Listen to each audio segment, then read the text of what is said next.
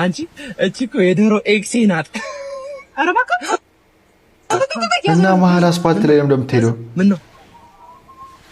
ግጫት ግጫት ግጫት? አዎ ግጫት። እንዴ ለምን? ስማም እንዴ ምን ብትሞትስ? እንዴ አትሞት እንዴ? ኧረ በእናትሽ እንዴ እንዳትሞት አድርገህ ግጫት። እንዳትሞት አድርገህ ግጫት ማለት ምን አይነት ግጫት ነው? ግጫት እንዴ? ለሷ ፍቅር አለ ማለት ነው። እዚህ ጋር ኧረ በቃ ብሬክ አትልሽ። ገጫታለሁ ምን ማለት ነው ይሄ? ቆይ ከአንቺ ጋር ሆኖ ስላያት እንዴት ነው የሚገጫት?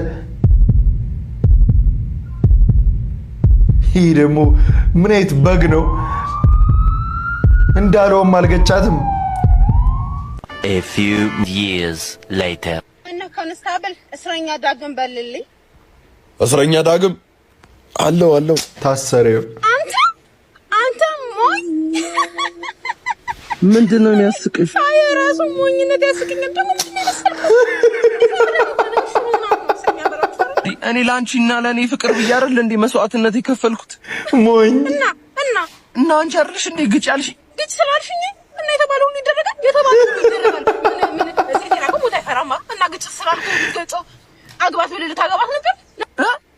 ቤቢዬ ደወለ 10 ዓመት ብቻ ይኸው ተቀያየርክ። ነፍሲ ማር በዚሁ ድንገት እንኳን ከሞተ ብዬ መጣ ተቀያየርክ እዚሁ እሷም ሲጀምር ያለችህን ሁሉ እኮ መስማትህ ነው እኮ ያንተ ጥፋት።